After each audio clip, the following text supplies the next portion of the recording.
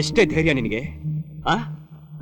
ನಮ್ಮನೆ ಹಣ ಒಡವೆನೆಲ್ಲ ಕೊಟ್ಟು ಆ ನಮ್ ತಾಯಾದಿ ಮಗಳ ಮದ್ವೆನ ನಾನೇ ಮುಂದೆ ನಿಂತು ಮಾಡ್ತೀನಿ ಅಂತ ನನ್ನ ಎದುರಿಗೆ ಹೇಳ್ತಾ ಇದೀಯಾ? ಯಾಕ್ರಿ ಸುಮ್ನೆ ಟೆನ್ಷನ್ ತಗೊಳ್ತೀರಾ? ಇಷ್ಟಕ್ಕೂ ನಾನ್ ಬೇರೆ ಯಾರ್ದು ಮದ್ವೆ ಮಾಡ್ತಿಲ್ವಲ್ಲ, ಸ್ವಂತ ನಿಮ್ ಅಣ್ಣನ ಮಗಳ ಮದ್ವೆ ಮಾಡ್ತಿದ್ದೆ. ಯಾವನ ಅಣ್ಣ? ಯಾವಳ ಅಣ್ಣನ ಮಗಳು? ನನ್ ಪಾಲಿಗೆ ಎಲ್ರು ಸತ್ತೋದ್ರು. ರೀ ಬಿಡ್ತು ಅನ್ರಿ, ಆವೇಶದಲ್ಲಿ ಅವಿವೇಕಿ ತರ ಮಾತಾಡ್ಬೇಡಿ ನೀವು. ಐಶ್ವರ್ಯ, ನಾಲ್ಗೆ ಬಿಗಿ ಹಿಡಿದು ಮಾತಾಡ್ದೆ ಇನ್ನೇನ್ರಿ? ಅವ್ರ ಸಾವನ್ ಯಾಕೆ ಬಯಸ್ತೀರಾ? ಅಂತದ್ ಅವ್ರೇನ್ರಿ ಮಾಡಿದಾರೆ? ನನಗೆಂತ ಅವಮಾನ ಮಾಡಿದ್ರು ಅಂತ ನಿನಗ್ ಗೊತ್ತಿದೆ ತಾನೆ? ನಿಜವಾಗ್ಲೂ ನೀವೇ ಅವ್ರಿಗೆ ಅವಮಾನ ಮಾಡಿದ್ದು. ಅಣ್ಣ ಅತ್ತಿಗೆ ಮಾಡಿರೋ ತ್ಯಾಗನ ಮರೆತು ಕೇವಲ ಅವ್ರ ಮಗಳ ಮದ್ವೆ ಮಾಡೋದಕ್ಕೋಸ್ಕರ ಹಿಂದೇಟ್ ಹಾಕಿ ಹಣಕ್ ಬೆಲೆ ಕೊಟ್ರೆ ಹೊರತು ಆ ದೇವತೆಗಳಿಗೆ ಬೆಲೆ ಕೊಡ್ಲಿಲ್ಲ ನೀವು. ಸಾಯೋವರೆಗೂ ಅವ್ರ ಪಾತ್ ಪೂಜೆ ಮಾಡ್ಬೇಕ್ರಿ ನೀವು. ನನಗೆ ಬುದ್ಧಿ ಹೇಳ್ತಿದ್ಯಾ ನೀನು? ಬುದ್ಧಿ ಹೇಳ್ತಿಲ್ಲ ರೀ, ಮಾಡಿರೋ ಪಾಪಕ್ಕೆ ಪ್ರಾಯಶ್ಚಿತ ಮಾಡ್ಕೊಳ್ಳಿ ಅಂತ ಹೇಳ್ತಿದ್ದೀನಿ. ನಾನ್ ಪ್ರಾಯಶ್ಚಿತ ಮಾಡ್ಕೋಬೇಕಾ? ನಾನು ಪಾಪ ಮಾಡಿದಿನ? ಈ ಕ್ಷಣದಿಂದ ಈ ಮನೆಯಿಂದ ಆ ಪಾಪಿಗಳ ಮನೆಗೆ 10 ಪೈಸಾ ಕೊಡ್ಕೊಡು. ಇದು ನನ್ನ ಆಜ್ಞೆ, ಇದು ನನ್ನ ಸ್ವಾಭಿಮಾನದ ಪ್ರಶ್ನೆ. ಕ್ಷಮಿಸಿ, ನಿಮ್ ಹಾಗೆ ನನಗೂ ಸ್ವಾಭಿಮಾನ ಇದೆ. ನನ್ನಿಂದಲೇ ಶಾಂತಿ ಮದ್ವೆ ನಿಂತಿದ್ದು, ನನ್ನಿಂದಲೇ ಮನೆ ಒಡೆದು ಹೋಗಿದ್ದು ಅಂತ ಕೆಟ್ಟ ಹೆಸರು ಬಂದಿರೋದು ನನಗೆ, ನಿಮಗಲ್ಲ. ಶಾಂತಿ ಮದ್ವೆ ಮಾಡೋದು ನನ್ನ ಕರ್ತವ್ಯ, ಇದು ನನ್ನ ಸ್ವಾಭಿಮಾನದ ಪ್ರಶ್ನೆ. ನಿನ್ ಸ್ವಾಭಿಮಾನಕ್ಕಿಂತ ನಿನ್ ಗಂಡನ ಸ್ವಾಭಿಮಾನ ಮುಖ್ಯ. ಅದನ್ನ ಕಾಪಾಡೋದು ಹೆಂಡತಿ ಆದವಳ ಕರ್ತವ್ಯ. Mind it. ನೀವೆಲ್ಲಾರಿ ಮಾತಾಡ್ತಿರೋದು ನಿಮ್ ಮನಸ್ಸಿನಲ್ಲಿ ತುಂಬಿಕೊಂಡಿರೋ ನಾನು ನನ್ನಿಂದ ಅನ್ನೋ ದುರಹಂಕಾರ ಮಾತಾಡ್ತಿರೋದು. ಏನಂದೆ? ಯಾಕೆ ಹೊಡೆದ್ರಿ ನನ್ನ ಮಗಳಿಗೆ? ಗಂಡಂಗ್ ಮರ್ಯಾದೆ ಕೊಡ್ತಿದ್ರೆ ಹೊಡೆದೇ ಇನ್ನೇನ್ ಮಾಡ್ತಾರೆ? ನನ್ನ ಮಗಳು ಯಾರಿಗ್ ಮರ್ಯಾದೆ ಕೊಟ್ಟಿಲ್ಲ. ನೀನ್ ಹುಟ್ಟಿ ಬೆಳೆದಿರೋ ಮನೆಗೆ ಉಪಕಾರ ಮಾಡ್ತಾ ಇರೋದು ನೀನು ಮರ್ಯಾದೆ ಕಾಪಾಡೋದಕ್ಕೆ ಕಣಯ್ಯ. ಗಂಡನ ಘನತೆಗೆ ಧಕ್ಕೆ ಬರದೇ ಇರ್ಲಿ, ಯಾರ ಶಾಪನು ತಟ್ಟದೇ ಇರ್ಲಿ ಅಂತ ನಿನ್ನ ಹೆಸರಲ್ಲಿ ಮಾಡ್ತಾ ಇರೋ ಪುಣ್ಯ ಕಾರ್ಯ ನೀನು ಮರ್ಯಾದೆ ಕಾಪಾಡೋದಕ್ಕೆ ಕಣಯ್ಯ. ಇಂಥ ಪವಿತ್ರವಾದ ಕೆಲಸನ ನೀನ್ ಎಂದಾದ್ರೂ ಮಾಡಿದ್ಯಾ? ನಾನು ಸಾಧ್ಯವಾದಷ್ಟು ಮಾಡಿದೀನಿ. ಏನ್ ಮಾಡಿದೀಯಾ ಮಣ್ಣು? ತಂದೆ ಸ್ಥಾನದಲ್ಲಿರೋ ನನ್ನ ಮಾತಿಗೆ ಗೌರವ ಕೊಡ್ಲಿಲ್ಲ ನೀನು.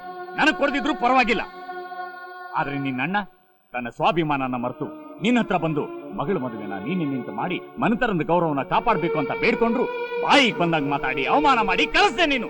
50 ಲಕ್ಷ ರೂಪಾಯಿ ಕೊಟ್ಟು ಬಂಗ್ಲೆ ತಗೊಳ್ಳೋದು ಗೊತ್ತಿದೆ, 10 ಲಕ್ಷ ರೂಪಾಯಿ ಕೊಟ್ಟು ಕಾರ್ ತಗೊಳ್ಳೋದು ಗೊತ್ತಿದೆ. ಒಡ ಹುಟ್ಟಿದ ಅಣ್ಣನ ಮಗಳ ಮದುವೆ ಮಾಡೋದಕ್ಕೆ ಮುಖ ನೋಡ್ತೀಯ, ರಕ್ತ ಸಂಬಂಧನ ಮರೆತು ಲೆಕ್ಕ ಹಾಕ್ತೀಯ. ಎಂತ ಮನುಷ್ಯನಯ್ಯ ನೀನು? ನಿನ್ನಿಂದ ನನ್ನ ಮಗಳಿಗಷ್ಟೇ ಅಲ್ಲ, ನನಗೂ ಕೆಟ್ಟ ಹೆಸರು ಬಂದಿದೆ. ಇದೆಲ್ಲ ಬೇಕಾಗಿತ್ತ ನನಗೆ? ಹೀಗೆಲ್ಲ ಅನಿಸ್ಕೋಬೇಕಾಗಿತ್ತ ನಾನು?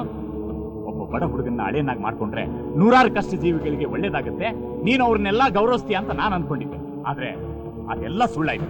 ಅಣ್ಣ ಅತ್ತಿಗೆ ಅಪ್ಪ ಅಮ್ಮನ ತರ ಸುಖವಾಗಿ ಬೆಳೆಸಿದ್ರು. ಬೆಳೆದ್ಮೇಲೆ ತಾಯಾಗಿರೋದಕ್ಕೆ ಶ್ರೀಮಂತನ ಮಗಳು ಸಿಕ್ಕಿದ್ಲು. ಹೀಗಿರುವಾಗ ಇನ್ನೊಬ್ಬರ ಕಷ್ಟ ನಿನಗೆಲ್ಲ ಅರ್ಥ ಆಗತ್ತೆ ಹೇಳು? ಛೇ, ನಿನಗ್ ಬುದ್ಧಿ ಹೇಳೋದು ಒಂದೇ, ನನ್ನ ಬೂಟಲ್ಲಿ ನಾನೇ ಹೊಡ್ಕೊಳ್ಳೋದು ಒಂದೇ. ವಾರೇ ವಾ ಬಾವಾ, ಮಗಳ ಜೊತೆ ಸೇರ್ಕೊಂಡು ನನಗೆ ಅವಮಾನ ಮಾಡ್ತೀನ ನೀನು? ರೀ, ದೊಡ್ಡೋರ್ಗೆ ಮರ್ಯಾದೆ ಕೊಟ್ಟು ಮಾತಾಡಿ. ಏನ ಮರ್ಯಾದೆ ಕೊಡೋದು? ಬದನೆಕಾಯಿ? ನಿಮ್ ದೃಷ್ಟಿಲಿ ನಾನು ಅಷ್ಟೊಂದು ಕೇವಲವಾಗಿ ಹೋದ್ನಾ? ನೀವೆಲ್ಲರೂ ಸೇರ್ಕೊಂಡು ನನ್ನ ವ್ಯಕ್ತಿತ್ವಕ್ಕೆ ಮಸಿ ಬಳಿತಾ ಇದ್ದೀರಾ. ನಿಮ್ಮ ಅಪ್ಪನ ಶ್ರೀಮಂತಿಗೆ ಎಷ್ಟು ಬೆಲೆ ಇದೆಯೋ ಅದಕ್ಕೆ 2ರಷ್ಟು ಬೆಲೆ ನನ್ನ ವಿದ್ಯೆಗಿದೆ, ನನ್ನ ಟ್ಯಾಲೆಂಟ್ಗಿದೆ.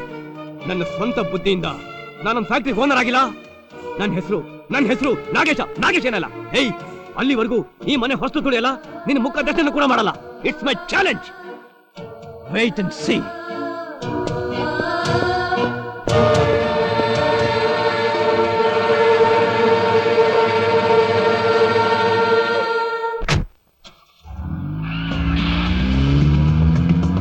ಇಷ್ಟಕ್ಕೂ ನಾನ್ ಬೇರೆ ಯಾರ್ದು ಮದ್ವೆ ಮಾಡ್ತಿಲ್ವಲ್ಲ, ಸ್ವಂತ ನಿಮ್ಮ ಅಣ್ಣನ ಮಗಳು ಮದ್ವೆ ಮಾಡ್ತಿದ್ದೆ.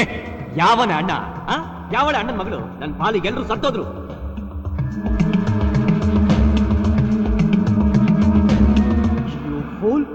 ನನಗೆ ಬುದ್ಧಿ ಹೇಳ್ತಿದ್ಯಾ ನೀನು?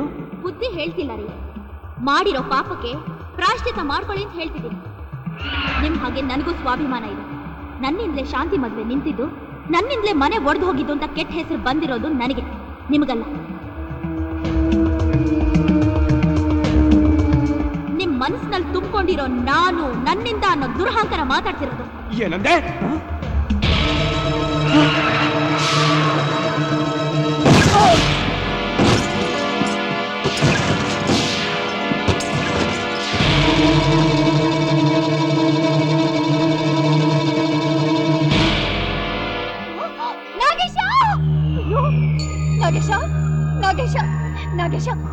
ನಾಗೇಶ, ನನ್ ಕಂದ ಏನಾಯ್ತಪ್ಪ? ನಾಗೇಶ,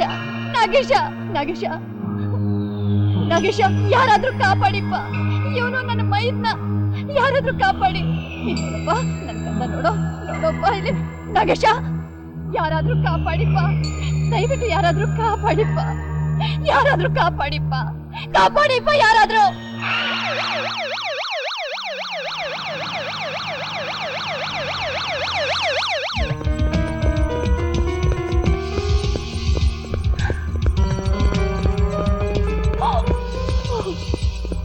ಮೇಡಮ್ ನೀವಿಲ್ಲೇ ಇರಿ.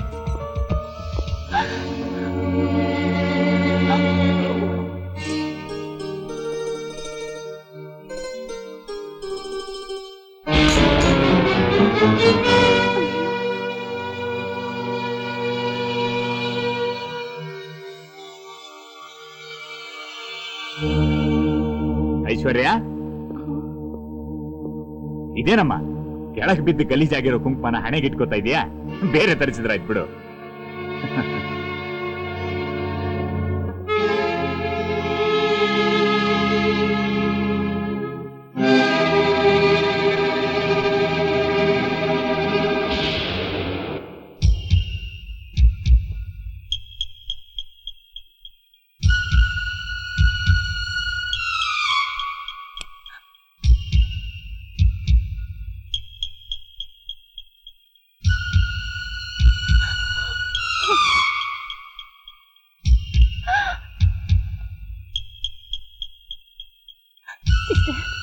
ಎಕ್ಸ್ರೇ ನೋಡ್ತಿದ್ದಾರೆ ರೀ.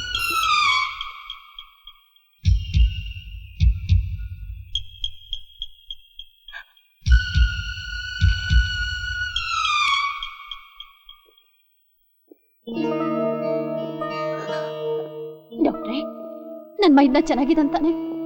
ಅವನ ಜೀವಕ್ಕೇನು ಅಪಾಯ ಇಲ್ಲ ತಾನೆ? ನನ್ನ ಮೈದ್ನ ಬದುಕಬೇಕು ಡಾಕ್ಟ್ರೆ, ಹೇಗಾದ್ರೂ ಮಾಡಿ ಅವನ ಜೀವನ ಕಾಪಾಡಿ. ನೋಡಿ, ನೀವು ಹೀಗೆಲ್ಲ ಅಳಬಾರ್ದು, ಧೈರ್ಯ ತಂದ್ಕೋಬೇಕು. ಆಕ್ಸಿಡೆಂಟ್ ನಲ್ಲಿ ಅವ್ರ 2 ಕಿಡ್ನಿನು ತುಂಬಾ ಡ್ಯಾಮೇಜ್ ಆಗಿದೆ, ಫೇಲ್ಯೂರ್ ಆಗೋ ಚಾನ್ಸಸ್ ಇದೆ. ಪೇಷಂಟ್ ಕಂಡೀಷನ್ ತುಂಬಾ ಸೀರಿಯಸ್ ಆಗಿದೆ. ಆದ್ರೂ ಡಯಾಲಿಸಿಸ್ ಫಿಲ್ ಮಾಡಿ ಕಿಡ್ನಿನ ರಿವೈವ್ ಮಾಡೋ ಪ್ರಯತ್ನ ಮಾಡಿ. ಒಂದ್ ವೇಳೆ ಸಕ್ಸಸ್ ಆಗ್ಲಿಲ್ಲ ಅನ್ಕೊಳ್ಳಿ, ಕಿಡ್ನಿನ ಟ್ರಾನ್ಸ್ಪ್ಲಾಂಟ್ ಮಾಡ್ಬೇಕಾಗುತ್ತೆ. ಅದಕ್ಕೆ ಸಾಕಷ್ಟು ಹಣನೂ ಖರ್ಚಾಗುತ್ತೆ. ಕೊನೆ ಪಕ್ಷ 3 ಲಕ್ಷದ ಮೇಲೇನೆ ಆಗ್ಬೋದು. ಯಾಕೆಂದ್ರೆ ಕಿಡ್ನಿ ಸಿಗೋದು ಬಹಳ ಕಷ್ಟ ಇದೆ. 2 ಕಿಡ್ನಿನೂ ನಾನೇ ಕೊಡ್ತೀನಿ ಡಾಕ್ಟ್ರೆ. ಅಲ್ಲಮ್ಮ, 2 ಕಿಡ್ನಿನೂ ನೀನೇ ಕೊಟ್ಬಿಟ್ರೆ ನಿನ್ ಜೀವ ಉಳಿಯುತ್ತಾ? ನೋಡಮ್ಮ, ಮೆಡಿಕಲ್ ರಿಪೋರ್ಟ್ ಪ್ರಕಾರ ನಿನ್ನ ಬ್ರದರ್ ಲಾಗೆ ನಿನ್ನ ಕಿಡ್ನಿನ ಟ್ರಾನ್ಸ್ಪ್ಲಾಂಟ್ ಮಾಡಬಹುದು ಅಂತ ಓಕೆ ಅಂತ ಬಂದ್ರೆ ನೀನು 1 ಕಿಡ್ನಿ ಕೊಟ್ರೆ ಸಾಕು, ಅವ್ರ ಜೀವನ ಕಾಪಾಡಬಹುದು. ಹೇಗಾದ್ರೂ ಮಾಡಿ ಅವನ ಜೀವನ ಕಾಪಾಡಿ ಡಾಕ್ಟ್ರೆ. ಆಯ್ತಮ್ಮ, ಆಯ್ತು. ಆದ್ರೆ ಹಣದ ವ್ಯವಸ್ಥೆ? ನೀವ್ ಅದ್ರ ಬಗ್ಗೆ ಯೋಚನೆ ಮಾಡಬೇಡಿ, ಹಣದ ವ್ಯವಸ್ಥೆ ನಾನ್ ಮಾಡ್ತೀನಿ. ಆದಷ್ಟು ಬೇಗ ಮಾಡಿಮ್ಮ. ಕಮಾನ್.